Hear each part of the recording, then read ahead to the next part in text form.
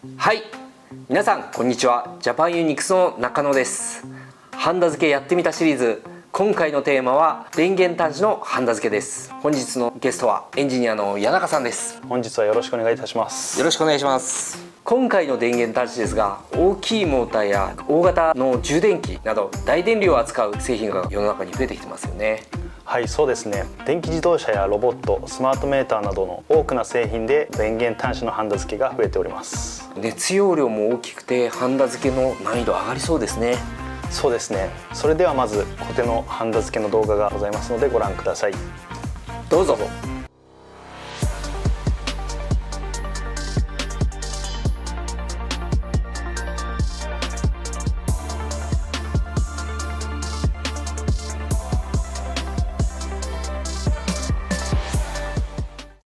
はい、こちらが固定でハンダ付けした製品になります。サンプル基板ではありますが、スルーホールも問題なく充填されていますね。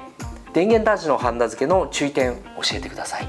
はい、一番の特徴は基板側も端子側もとても熱容量が大きいという点になります。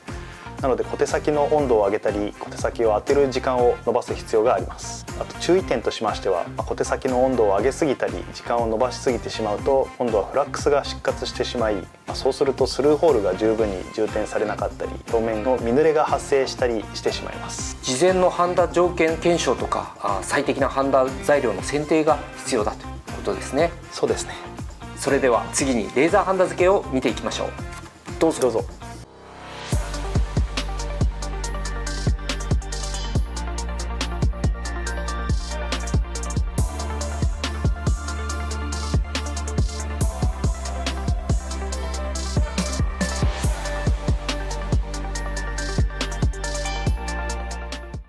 はい、こちらがレーザーでハンダ付けした製品になります。こちらも問題なく綺麗にハンダ付けできてますね。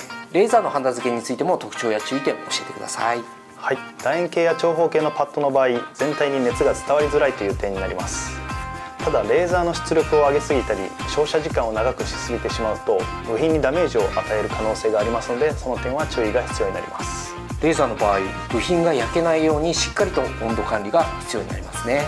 なので対策として実験の段階で非接触温度計による温度管理も有効となっています。はい、谷中さん、本日はありがとうございました。ありがとうございました。ハンダ付け自動化の実験はぜひジャパンユニクスまでお問い合わせください。それではまた次の動画でお会いしましょう。それではまた。